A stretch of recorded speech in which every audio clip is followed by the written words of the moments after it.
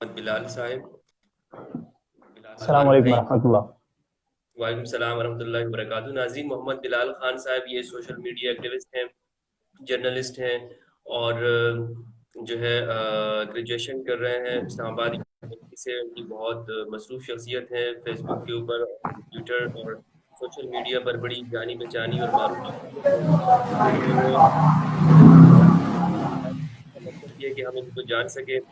ان کے ویسے تو معروف شخصیت ہیں، لیکن ہمارے میرے جو دوست ہیں، فرینڈ ہیں،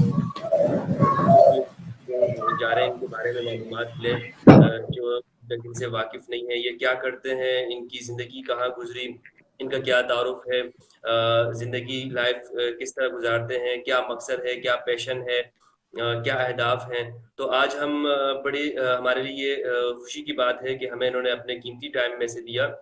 میں نے ان سے ریکویسٹ کی تو انہوں نے ریکویسٹ قبول کی. میں ان کا شکریہ ادا کرتا ہوں. محمد بلال صاحب، آپ کو اس میں خوش آمدید ہے فیس بک لائیو کے اندر. ذرا ہمیں ہمارے ناظرین سے اپنا مختصر تعارف کرا دیجیے گا اب شروع میں. بسم اللہ الرحمن الرحیم۔ آپ کا شکریہ حمدرد صاحب۔ ہمارا اور آپ کا تعارف بھی اسی ہفتے ہوا ہے، اور شاید اس کا سبب جو ہے ریحان اللہ والا صاحب بنے۔ میرا مختصر تعارف تو یہ ہے جی، میرے اجداد جو ہیں وہ افغانستان سے ہیں، اور 1000 سال سے وہ گلگت پہ رہ رہے ہیں، اور وہاں سے میرا جو ہے دوسرا ٹرن گلگت سے ہو کہ میں ابھی گلگتی زبان بولتا ہوں، شینا۔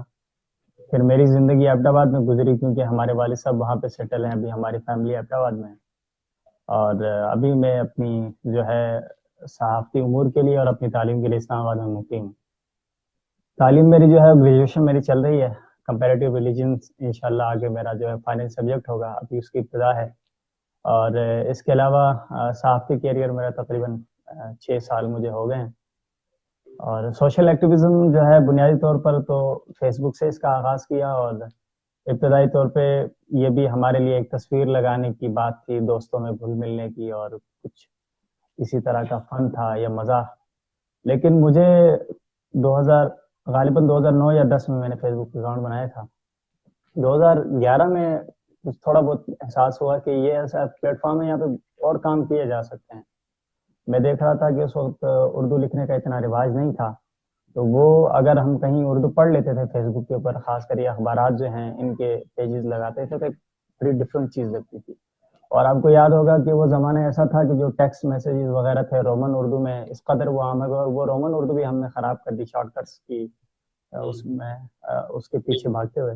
تو بڑا ایک خوف سا لاحق تھا کہ پتہ نہیں کیا ہوگا زبان کا۔ لیکن یہ ایک یہاں پہ جو ریولوشن میں اس کو کہتا ہوں، اردو کا دوسرا ارتقا ہوا ہے سوشل میڈیا کے تھرو۔ تو وہاں سے پھر ہم نے سوچا کہ یہ پلیٹ فارم مستقل میں جو ہے مستقبل میں ہمارے لیے ایک بڑا پلیٹ فارم سامنے آ سکتا ہے ہمارے لیے، کیونکہ ٹرینڈز جو ہیں وہ تبدیل ہو رہے ہیں، دنیا گلوبلائزیشن جو ہے وہ ولیج بن رہا ہے۔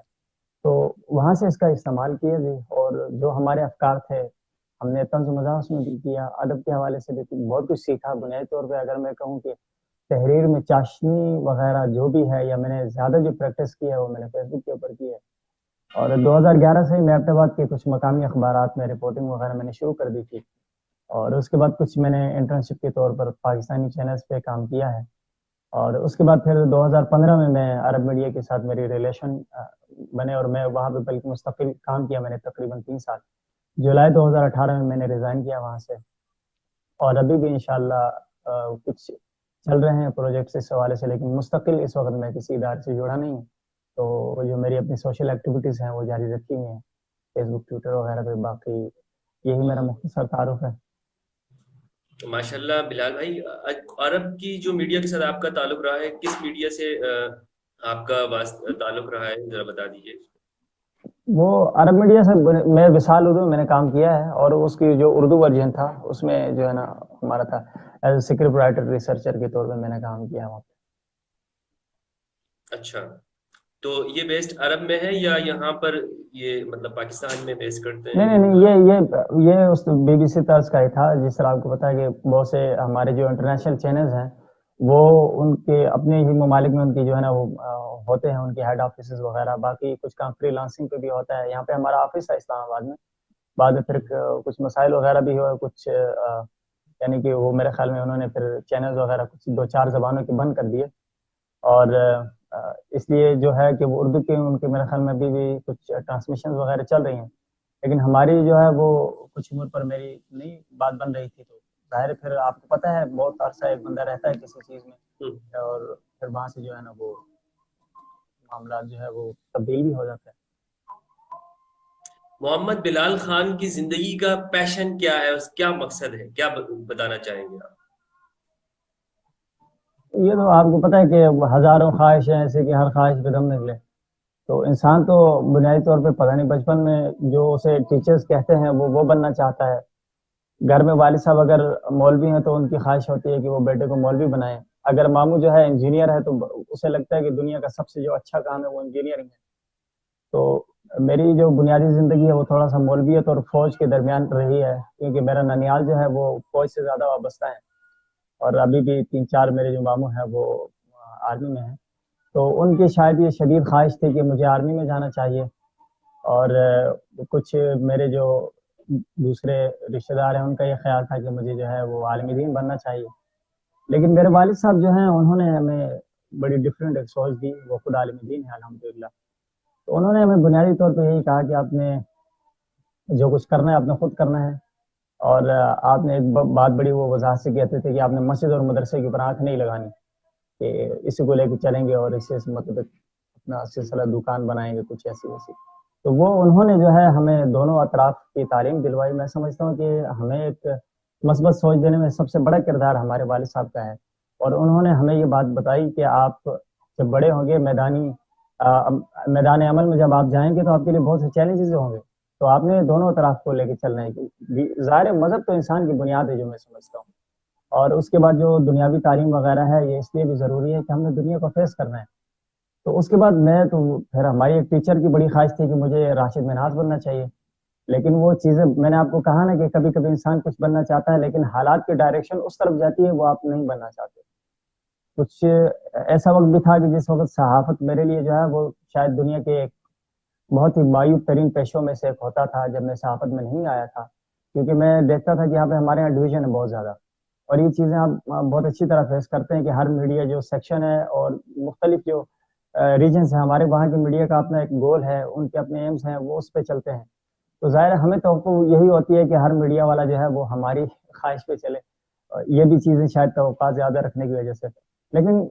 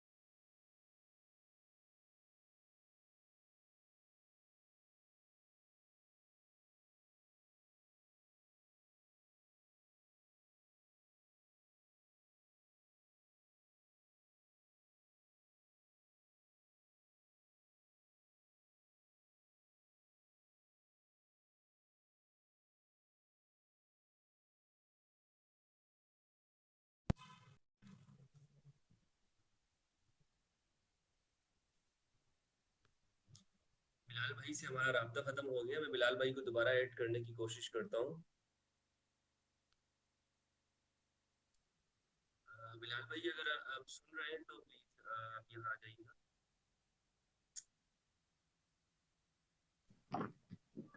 جی جی ویلکم بلال بھائی. کنیکشن میرے خیال میں بیچ میں کٹ گیا تھا. مجھے نہیں پتا کہ میرے یہاں انٹرنیٹ کا ایشو ہے یا آپ کے یہاں ہے. بہرحال تو میں بات یہ کر رہا تھا کہ وہ پھر حالات جو ہیں وہ انسان کو کچھ اس طرف لے کے جاتے ہیں جہاں اس کی خواہش نہیں بھی ہوتی, اور شاید یہ قدرت کا ایک نظام ہے کہ اسی میں اللہ تعالیٰ کی کچھ بہتری ہوتی ہے. تو مجھے محسوس ہوا کہ مجھے بلال جو ہے وہ بھائی ماشاء اللہ آپ نے بڑا اچھے طریقے سے اپنے بارے میں بتا رہے ہیں. یہ گزشتہ دنوں میں جو واقعہ ہوا, جیسے کہ ناظرین بھی کمنٹس کر رہے ہیں, پوچھنا چاہ رہے ہیں. میں نہیں چاہ رہا تھا کہ یہ سوال کروں, لیکن آپ کے جو چاہنے والے ہیں وہ آپ سے بڑی امیدیں رکھتے ہیں. تو میں انہی کے اس سوال کو آپ کے سامنے دہراؤں گا کہ اس بارے میں آپ کا بڑا ایک شدید موقف سامنے آیا اور بڑے سخت لفظوں میں آپ نے اس پر اظہار کیا. تو آپ کیا کہیں گے, اس کو کس طرح لیتے ہیں اس واقعے کو, اس فیصلے کو؟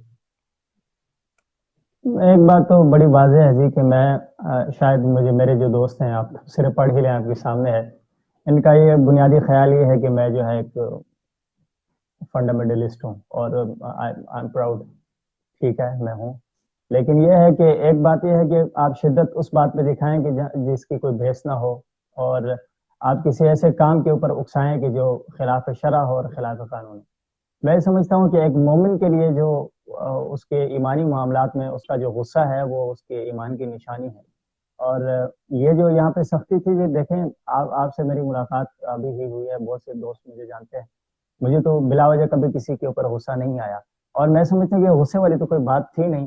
ایک تو یہ تھا کہ اس کیس کو میں تقریباً 2011 سے فالو کر رہا تھا. اس سے پہلے مجھے یاد ہے کہ 2009 میں کافی چھوٹا تھا جب یہ مظاہرے وغیرہ شروع ہوئے.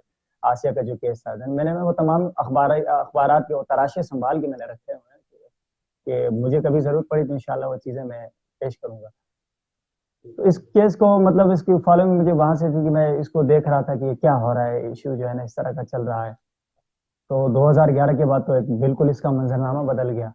تب سے پھر میں نے اس کیس کو بالکل اسٹڈی کیا. 2016 میں جب اس کی سماعت ہوئی تو وہاں سے چونکہ میں پھر ایک آدھ جو ہے اس حوالے سے میں نے کوئی رپورٹ بھی بنائی تھی کہ یہ جو اس کی سماعت ہوئی ہے تو بیچ میں وہ میاں صاحب جو اس میں تھے, ان کا نام میرے ذہن سے بھی نکل گیا ہے, وہ علیحدہ ہوئے تو یہ بینچ ٹوٹ گیا تھا. اچھا. تو اس فیصلے کے اوپر جو ہے نا وہ غصہ تو اس بات کا ہے جی کہ ایک تو دو چیزیں کمیٹڈ ہیں. انہوں نے سیشن کورٹ سے جو فیصلہ آیا ہے اس کے اندر اس کا اقرار ہے.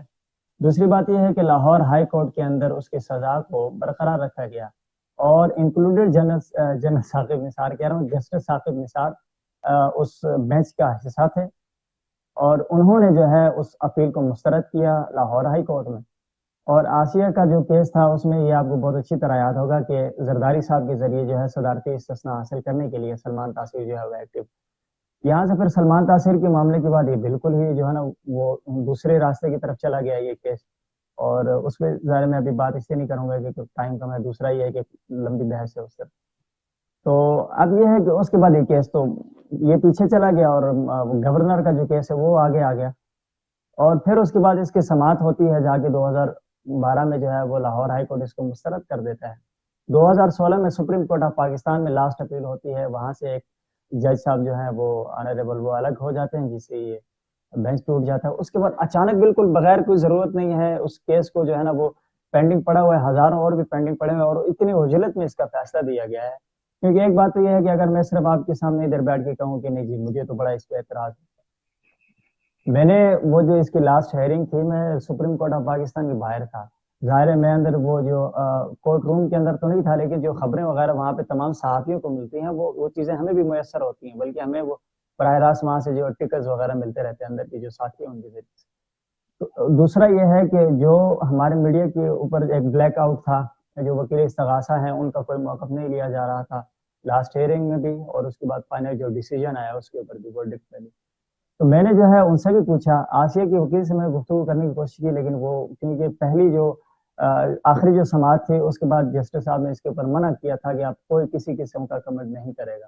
تو دونوں وکلا ظاہر ہیں وہ عدالتی اس حکم کے پابند تھے تو انہوں نے گفتگو نہیں کی.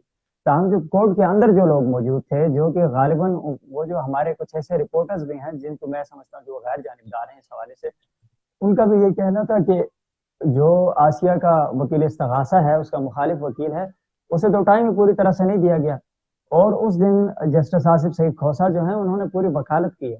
یہاں سے ہماری ایک جانبداری جو ہے بالکل ایک واضح ہو جاتی ہے۔ دوسرا، ہمیں یہ بہت اچھی طرح معلوم ہے کہ یہ جو کیس تھا یہ ایک انٹرنیشنل لابی کا اس وقت حصہ بن چکا ہے۔ یہ مطلب میں سائنسی تھیوری والی بات نہیں کر رہا ہوں، آپ کے سامنے کی بات ہے۔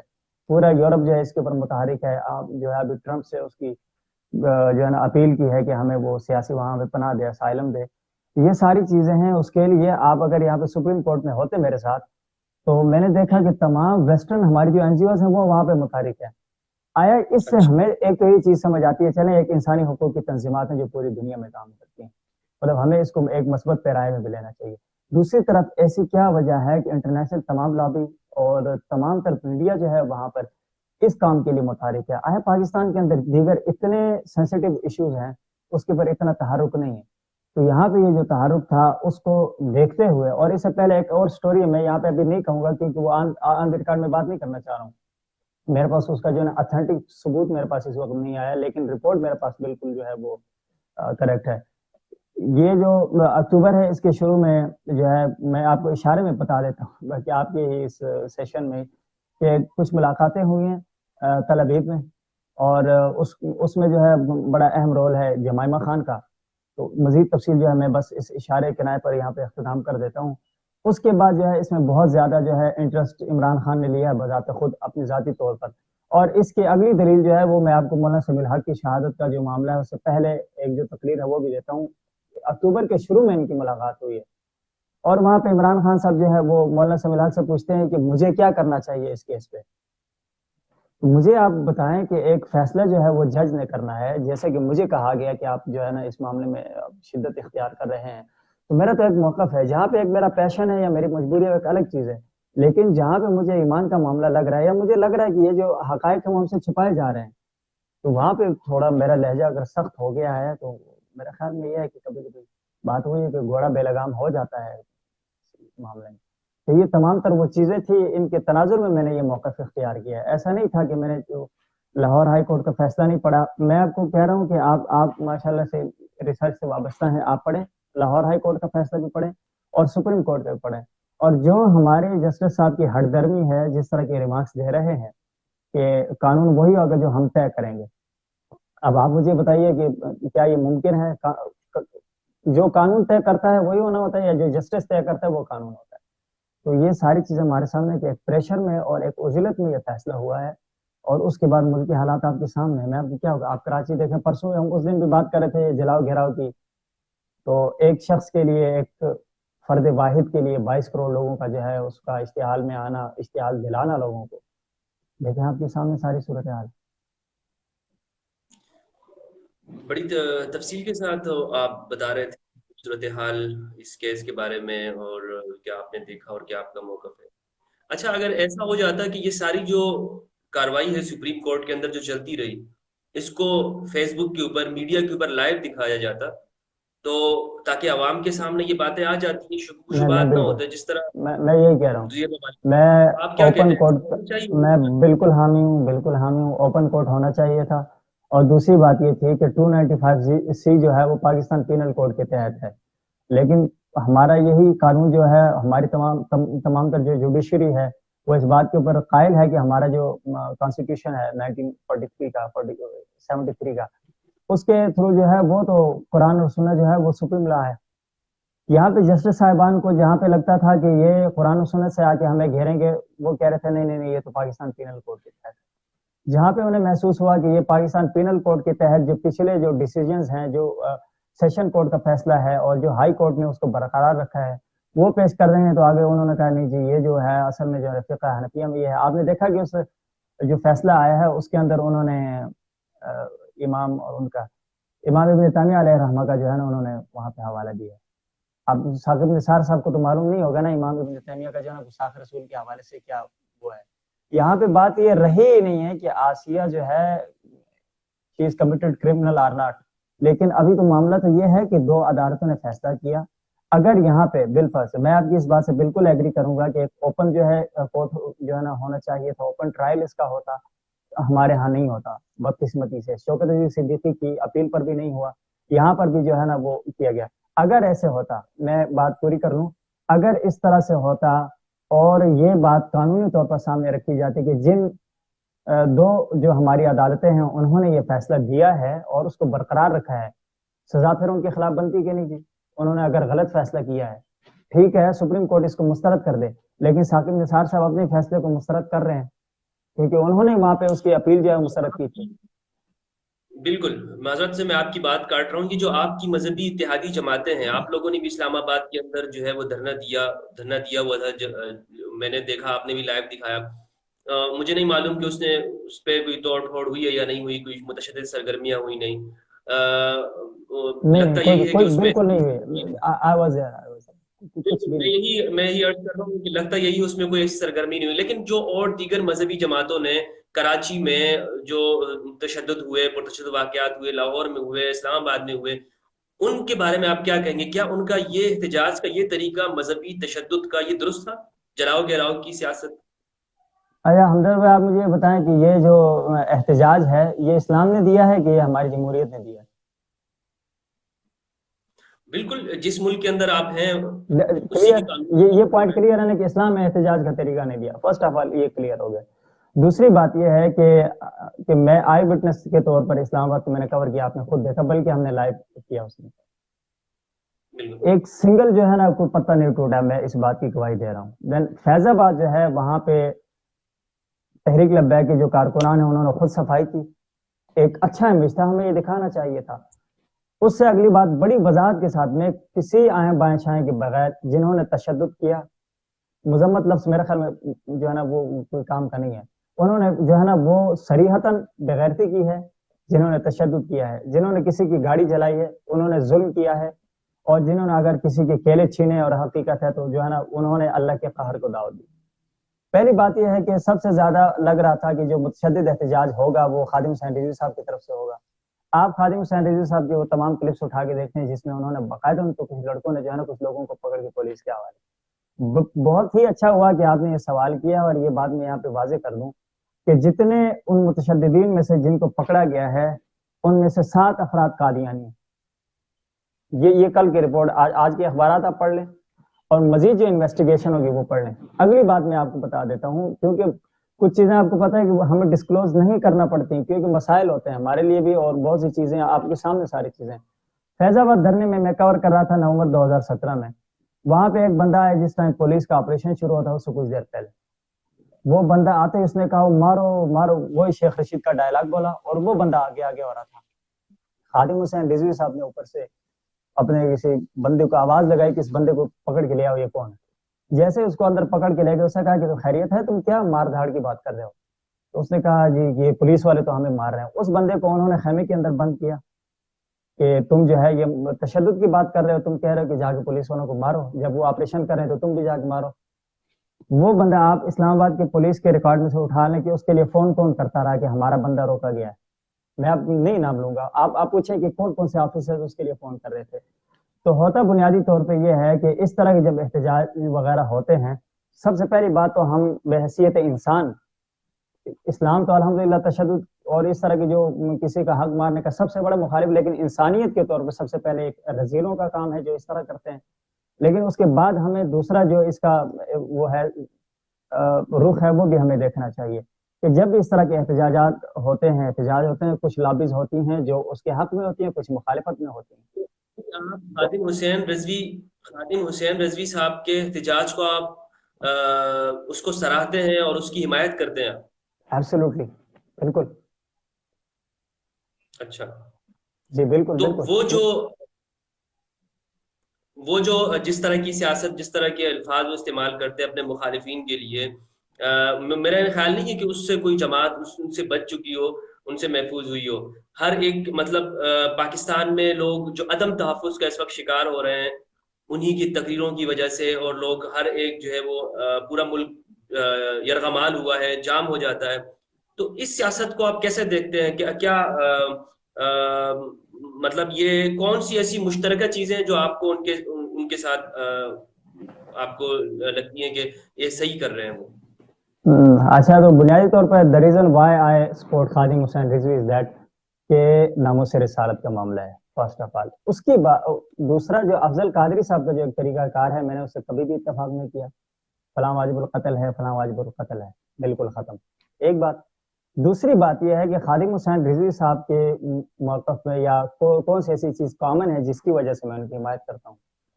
تو میں نے شروع میں بتا دیا کہ صرف اور صرف ناموس رسالت کا معاملہ ہے. میں نے ایسا نہیں ہے کہ یہاں بیٹھ کے میں نے موقف اپنایا. میں نے اس شخص سے ملاقات کی ہے، ایک دفعہ نہیں 3 دفعہ میں ان سے ملا ہوں، اور میں آپ کو سجیسٹ کروں گا کہ آپ کو ملاقات کرنی چاہیے.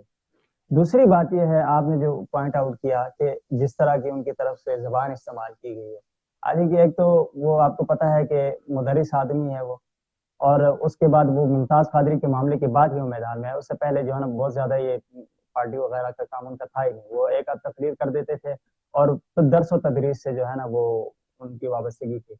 اور بس ایک پوائنٹ مجھے یہاں پہ وہ ہے نا انکلوڈ کرنے دیں کہ ہم جو ہے نا کسی بھی شخصیت کا دوسرا بیک گراؤنڈ نہیں دیکھتے. کہ انہوں نے صرف اور نحو کے حوالے سے بڑی ایسی کتب لکھی ہیں جو ان کے مدارس میں پڑھائی جاتی ہیں. تو ایک علمی شخصیت، ممکن ہے ان کا لہجہ جو ہے وہ آپ اس سے اختلاف کریں. شروع میں مجھے بہت زیادہ چبھتا تھا. دین میں نے پرسنلی ریکویسٹ، میں آپ کو بات کمپلیٹ کر رہا ہوں. جماعت کے قائدین کو گالیاں دینے لگے، تب آپ کا کیا موقف ہے؟ میں ہمدرد، میں آپ سے پوری بات کر رہا ہوں. میں اسی طرف آ رہا ہوں کہ میں نے ان سے ملاقات کر کے ریکویسٹ کی تھی. فیض آباد دھرنے کے اندر ایک خطیب صاحب نے کھڑے ہو کے کہا کہ یہ جو بستروں والے ہیں یہ ناموس رسالت کے معاملے میں جو ہے نا ابھی تک خاموش ہے. میں رضوی صاحب کے پاس گیا، میں نے ان کو کہا کہ میں اس دھرنے کے اندر آپ کو 2000 دیوبندی اہل حدیث گنوا کے دے سکتا ہوں. تو یہ جو آپ کے خطیب صاحب یہ بات کر رہے ہیں، آپ مجھے یہ بتائیے کہ دوسرے مسئلہ کے جو لوگ آئے ہیں تو کیا وہ بدزن نہیں ہوں گے؟ وہ جس کاز کے لیے آئے ہیں یہاں پر، اگر یہاں کی اس طرح کی بات کی گئی تو انہوں نے ایک لاہے عمل بنایا وہاں پر، اور اس پیپر کے اوپر لکھا کہ کسی بھی مسلک اور کسی بھی فرقے کو اس پیج سے طنز کا نشانہ نہیں بنایا جائے. میں اس چیز کا عینی شاہد. دوسری بات یہ ہے کہ آپ ریکارڈ اٹھا کے پچھلے 1.5 سال کا دیکھ لیں. میں دونوں باتیں کلیئر کر رہا ہوں آپ کی، ایک مسالے کے مابین اور دوسرا عام سیاستدانوں کے متعلق.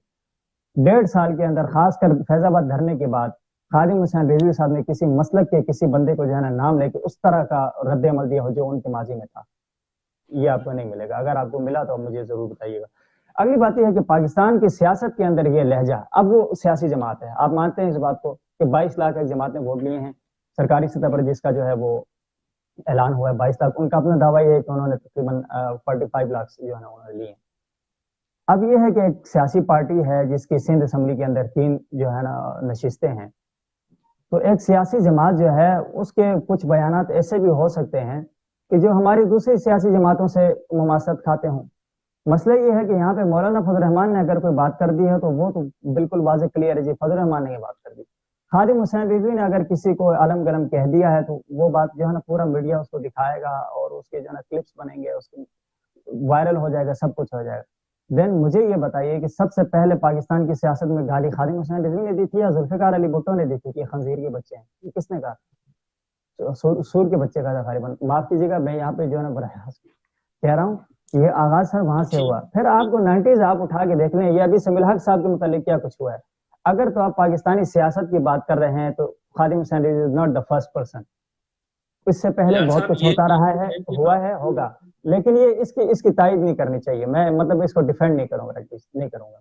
ایک تو یہ ہے کہ آپ اپنے موقف کو واضح کرتے ہیں کہ مثلا ہمارا توہین رسالت کے بارے میں یہ ہے، خادم رضوی صاحب جو کہیں، جو بھی، ہر شخص کو آزادی ہے، جمہوریت ہے، لیکن اس پر آپ تشدد پر لوگوں کو ابھاریں کہ یہ جو کس نے ابھارا ہے وہ واجب القتل ہیں، یا یہ شخص جو ہو گئے یہ واجب القتل ہو گئے، اسلام سے باہر آ گئے. یہ جو رویہ ہمارے معاشرے کے اندر پیدا ہو رہا ہے مذہبی لوگوں کی وجہ سے، تو یہ ہماری قوم کو جو خرابیوں کی طرف لے کے جائے گا، خود مذہب کے لوگوں کو. اس کے بارے میں آپ کیا دیکھتے ہیں؟ اچھا، ایک تو میں آپ سے یہ جو ہے نا امید رکھوں گا کہ آپ تیسری دفعہ یہ کوشچن جو ہے نا وہ ریپیٹ نہیں کریں گے کہ تشدد والی بات. اس کی وجہ یہ ہے کہ میں نے فرسٹ آف آل اس کو کنڈیم کیا کہ آئی ول نیور سپورٹ. میں اس چیز کو کبھی اس کا قائل ہو ہی نہیں سکتا کہ نبی کریم صلی اللہ علیہ وسلم جو ہے ان کے نام پہ تشدد ہو. دوسری بات، میں نے آپ کو 2 مثالیں دی ہیں. ایک فیض آباد دھرنے کی اس بندے کو پکڑا گیا اور وہ کن کا بندہ نکلا، اور پھر جو کل متشددین جن کو پکڑا گیا ہے ان میں سے 7 بندے قادیانی نکلے ہیں. اب باقی کون سے لوگ نکلتے ہیں پھر؟ وہ آپ کو پتا ہے پی ٹی آئی کے ایک بندے کا، وہ میاں جاوید لطیف، اور ان کا نام آ رہا ہے کہ ان کے کچھ بندے تھے، اب وہ ایک دوسری پارٹی پہ ڈال رہا ہے، دوسرا دوسری پہ ڈال رہا ہے، انویسٹیگیشن کے بعد سامنے آئے گی۔ افضل قادری صاحب کے حوالے سے میں کہتا ہوں کہ انتہائی غیر محتاط ہیں، انہوں نے پہلے بھی کچھ اس طرح کی جو ہے نا وہ کہا کہ فلاں واجب القتل، فلاں واجب القتل، میں اس چیز کا میں کہہ رہا ہوں کہ قائل نہیں ہوں، میں کہہ رہا ہوں کہ یہ کنڈیمیبل ہے، اور مجھے یہ کنفرم اطلاع ہے کہ خادم حسین رضوی صاحب نے ان کو اپنے طور پہ کہا ہے کہ ہم جب قانون کے دائرے میں رہتے ہوئے احتجاج کر رہے ہیں تو اس وقت آپ کو اس طرح کا بیان جو ہے نہیں دینا چاہیے، اسے گریز کرنا چاہیے۔ اب ایک بات یہ ہے کہ مسئلہ یہاں پہ یہ ہے کہ ہماری جو مذہبی جماعتیں ہیں ان میں اس طرح کی منافقت نہیں ہو پاتی ان سے جس طرح ہماری سیاسی جماعتیں کرتے ہیں، کہ ایک دن جو ہے وہ نہال ہاشمی گالی دے دے، اگلے دن جو ہے نا وہ نون لیگ کہے جی ہمارا کوئی تعلق نہیں ہے، یہ والا سسٹم یہاں پہ نہیں ہے۔ وہی جلاؤ گیا نا میں جو ہمارے چلیے، ادھر بلال منسٹر صاحب صاحب ایک ہیں ریلوے آخری کے۔ سوال کروں گا، میں آپ کی بات سمجھ گیا ہوں، ناظرین بھی آپ کی بات میں امید ہے کرتا ہوں سمجھ گیا ہوں گے۔ آخری سوال میرا یہ ہے کہ آپ کا کافی وقت میں لے چکا ہوں، مختصر وقت کا میں نے آپ سے کہا تھا۔ سوال یہ ہے کہ آپ بھی، میں نے مختلف پوسٹ ایسی دیکھی ہیں کہ آپ کہہ رہے ہیں کہ جو ہے وہ مثلاً یہ جو گالم گلوچ کی جو بات جو میں کرنا چاہ رہا ہوں، میں تشدد کی بات نہیں کروں گا، یہ جو ہمارے ہاں کسی واقعے کے اوپر ہم کہتے ہیں کہ یہ جیسے گالی دینا، خادم رضوی صاحب کہتے ہیں کہ اگر ایک شخص توہین رسالت کا مرتکب ہے تو قرآن کہتا ہے کہ اس کو گالی دو۔ نہیں نہیں، اب قرآن کہتا ہے، نہیں یہ کہا جو انہوں نے اخلاقیات ہے، نہیں نہیں نہیں نہیں نہیں نہیں، دیکھیں ایک بات کو نا بڑے سنجیدگی سے لینے کی ضرورت ہے، ہمیں الفاظ جو ہے نا وہ اسی طرح کوٹ اخلاقیات کرنے کی چاہیے جس دعوت طرح ہم کون نے سی ہو سنے۔ رہی ہے؟ میں آپ کی بات کمپلیٹ کر رہا ہوں، ہمیں تو ایک تو بات جو ہے نا وہ اسی طرح کوٹ کرنی چاہیے جس طرح سے ہم نے سنی، کہ اور ہمیں خود اپنی انٹرپریٹیشن نہیں کرنی چاہیے۔ رضوی صاحب نے جو ہے وہ سورۃ القلم کا ہمیشہ جو ہے نا وہ حوالے دیتے رہے ہیں۔ اب بات یہ ہے کہ موضوع اس طرح سے ہے کہ مجھے ان کی اس بات کا ڈیفینڈ کرنا پڑا۔ میں نے آپ کو پہلے بھی بتایا تھا کہ میں تشدد کا دفاع نہیں کروں گا اور گالی کا دفاع نہیں کروں گا، لیکن مسئلہ یہ ہے کہ آیا کیا آپ خود عالم دین ہیں، آپ مفتی ہیں، آپ مجھے یہ بتائیے گا کہ آپ نے سورہ میں قلم اس پڑھی وقت آپ ترجمے؟ کے ساتھ اسٹوڈنٹ کی حیثیت سے گفتگو کر رہا ہوں، ایک کوئی مسئلہ نہیں، تاکہ آپ جانتے تو آپ ہیں کی نا، رائے دیکھیں میں آپ کے ساتھ آپ ڈبیٹ نہیں عربی سے کرنا چاہتا۔ وابستہ ہیں، میرے خیال میں مجھ جیسے طالب علم سے آپ الحمدللہ بہت اچھے ہیں، اور کئی بہتر جو ہے آپ قرآن کو سمجھ رہے ہیں، ٹھیک، آپ یہ آپ کی ایک ویلیو ہے اس کی بات کی، اس لیے میں آپ کو کہہ رہا ہوں۔ اب یہ ہے کہ سورہ قلم کے اندر انہوں نے جو استدلال اس کا لیا ہے، اور تلم بعد ذالک زنی من کان ذا مال وبنین، یہ جو معاملہ ہے یہ آیا، انہوں نے یہ بات تو کہی ہے نا کہ میں تو اس کا ترجمہ انہوں نے کہا کہ یہ خود کر لیں، مسئلہ یہ ہے۔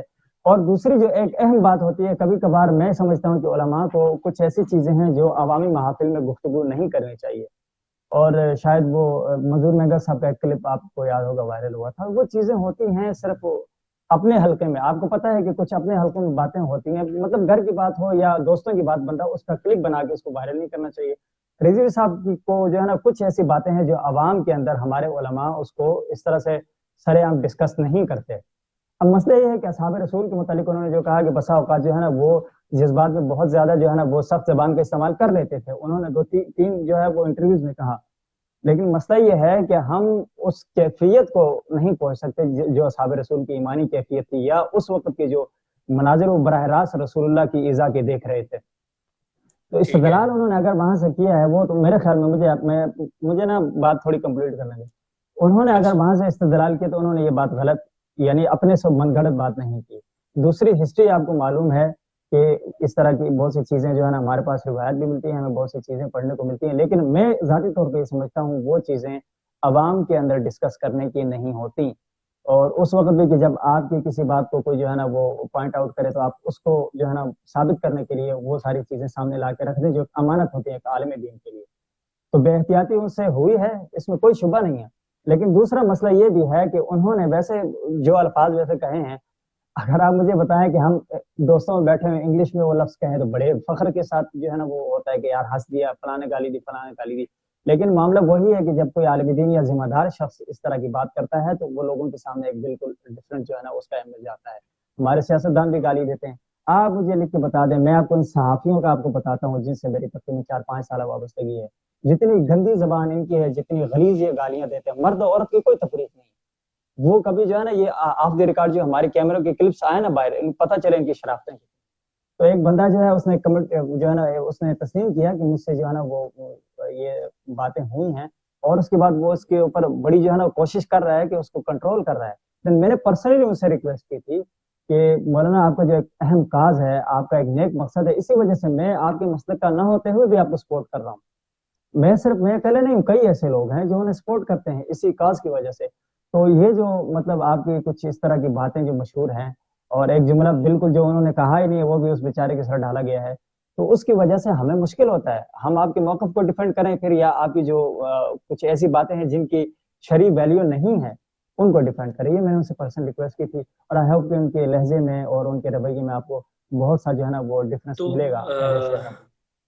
بلال خان صاحب، یہ جو بات ہے کہ گستاخ رسول کی ایک سزا سرتن سے جدا، میں اس کو قتل کر دو، اس کو مار دو، ختم کر دو، اس کو جینے نہ دو، تو آپ کی عدالتیں مارے وہ نا جی، ظلیم ہے، آپ کی میں عدالتیں اس انہیں کا پکڑیں، ترجمہ نہیں آپ کروں کی گا. عدالتیں انہیں نہ چھوڑیں، کوئی نہیں مارے گا. بالکل دیکھیں یہاں پہ جو بات یہاں پہ آئے گی، ایک تو میں سب سے ایسا پہلے کوئی ایسا واقعہ ہو جاتا ہے تو آپ کیا کہتے ہیں کہ جس کے بھی ہاتھ میں آئے اس کے اوپر چڑھ دوڑے، اس کو قتل کر دے؟ نہیں، ہم تو یہ کہتے ہیں نا کہ پھر وہ 22 کروڑ عوام کو جو ہے نا ایک کو بچانے کے لیے 22 کروڑ عوام کو عدالتیں نہ لڑائیں. عدالتیں جو ہیں وہ اپنی پچھلی عدالتوں کے فیصلوں کے اوپر جو ہے نا لات مار کے اس کو آزاد نہ کریں بیرونی دباؤ پہ. عدالتیں جو ہیں وہ ایف آئی اے کے تھرو جو یہاں پہ خود ہی پکڑتے ہیں کہ ان سے گستاخانہ پیجی سے وابستگی ہے، ان کو پھر باہر اسائلم کے لیے نہ بھیجیں، تو ان کو نہ پھر بکائیں. اگر اس طرح جیسے کہ ہمارے سیاسی حضرات قائدین ہوتے ہیں، وہ دوسرے کے اوپر یہودی ایجنٹ اور فلاں فلاں کا حکم لگا دیتے ہیں میں اس جو کا قائل نہیں ہوں جی. ساتھ.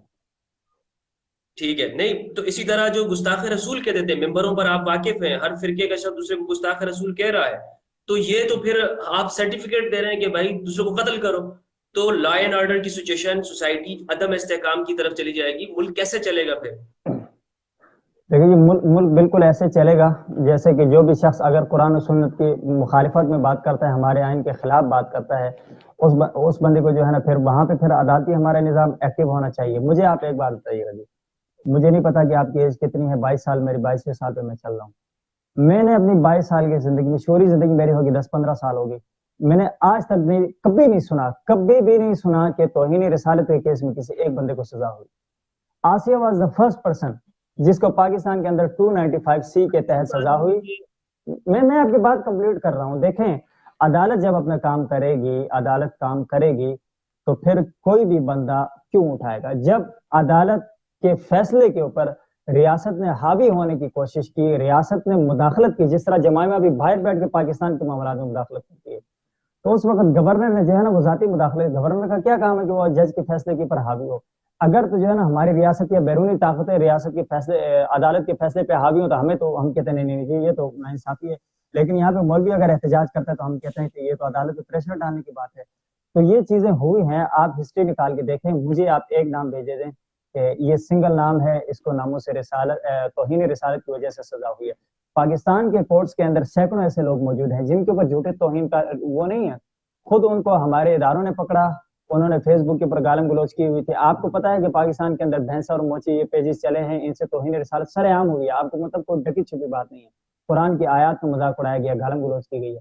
یار یہ اردو جاننے والے کون تھے؟ کوئی انگریز تھا جو اردو میں ٹرانسلیٹ کر کے بول رہا تھا؟ یا جو طیب سردار اور فراز پرویز تھے جنہوں نے پاکستانی ہوتے ہوئے اپنی ویڈیوز ڈالی فیس بک کے اوپر، رسول اللہ کو گالیاں دی، یہ کون لوگ تھے؟ اب مسئلہ یہ ہے، ہمارا انٹرپول نہیں پکڑ سکتا فراز پرویز کو، نہیں پکڑ سکتا ہے طیب سردار کو. انہوں نے گالم گلوچ کی. اور اگر یہاں پہ افتخار چودھری کا جو بھتیجا، یہ داماد، اس کا جو ہے نا لایا جا سکتا ہے انٹرپول کے ذریعے، شرجیل میمن کو یہاں پہ لایا جا سکتا ہے، اسے کیوں نہیں لایا جا سکتا؟ تو یہاں پہ ہمارے اداروں کی، ہماری ریاست کی کمزوری ہے. میں آپ کی اسی بات سے لے کے چلوں گا کہ جب قانون اپنا کام کرے گا، کوئی بھی لا قانونیت نہیں کرے گا.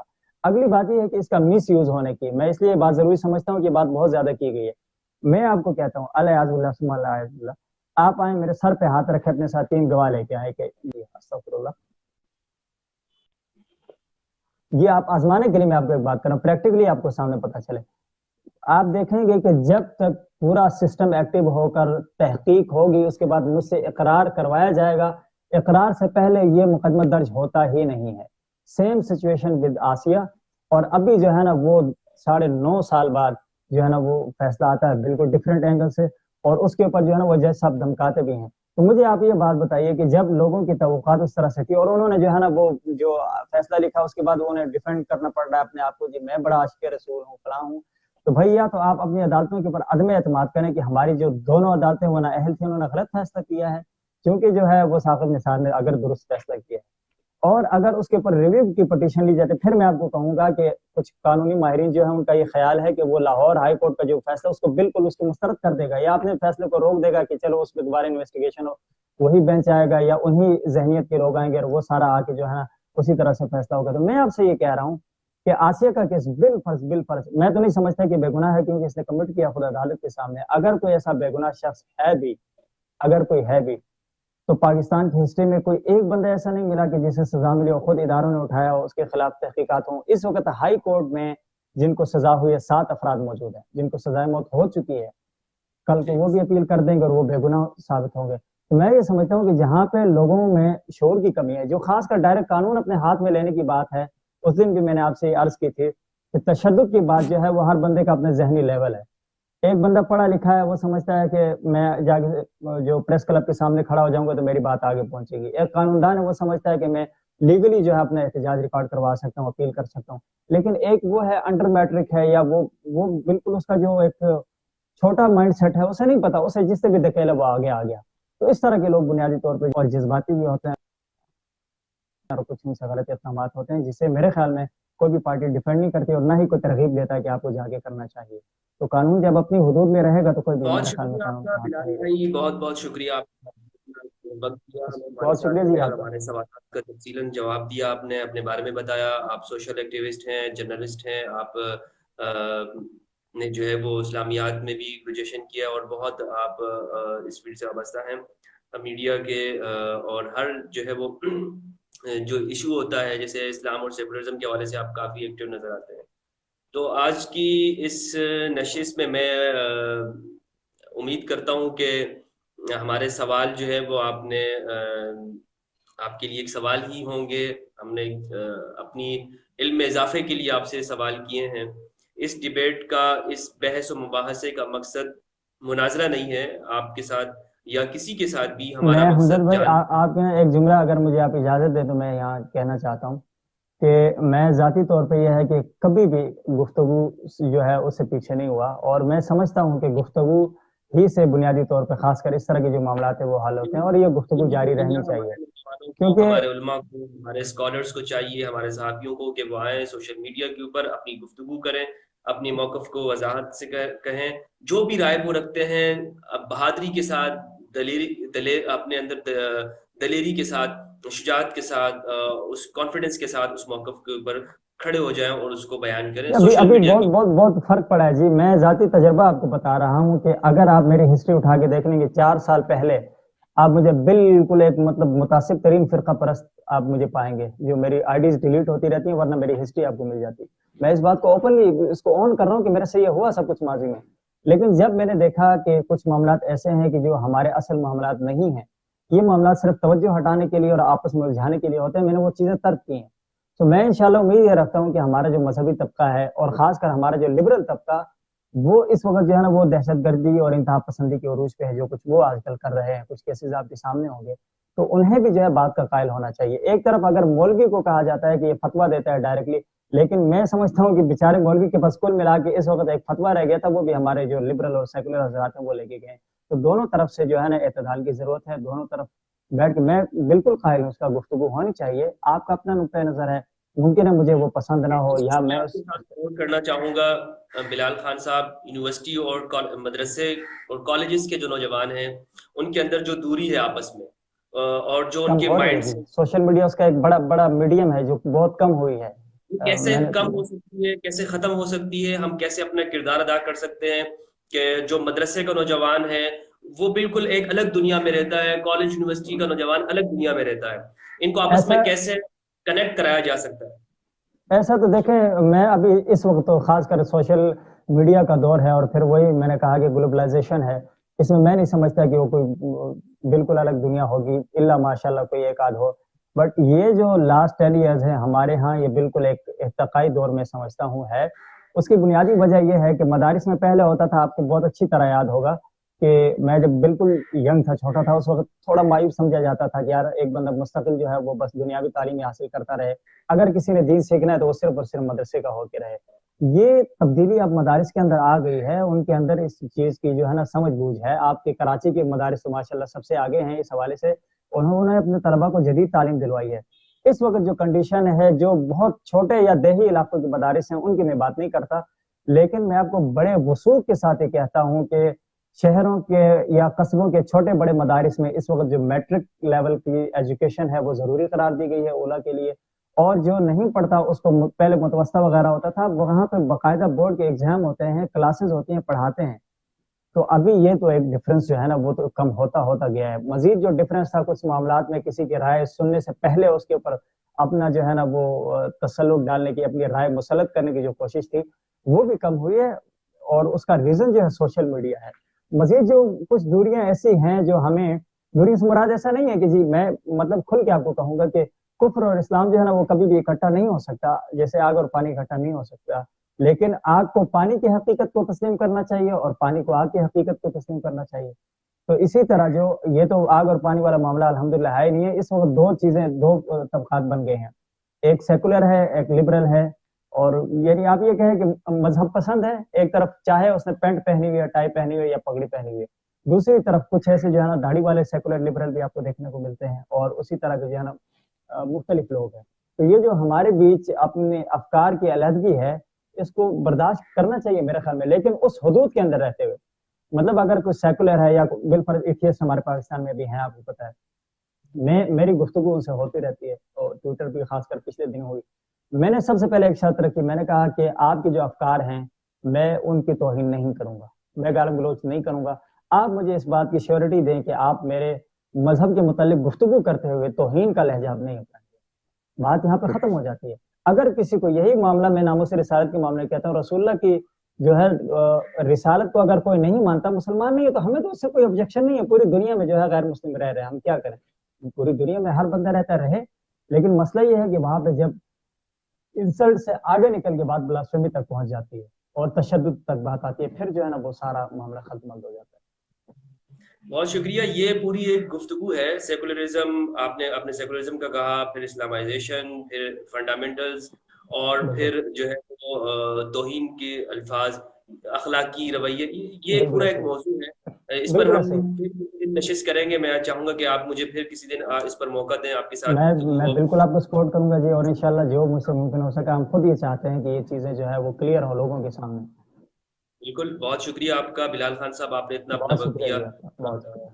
अपना ख्याल रखिएगा। अस्सलाम वालेकुम वरहमतुल्लाहि वबरकातुहू। वालेकुम सलाम वरहमतुल्लाह।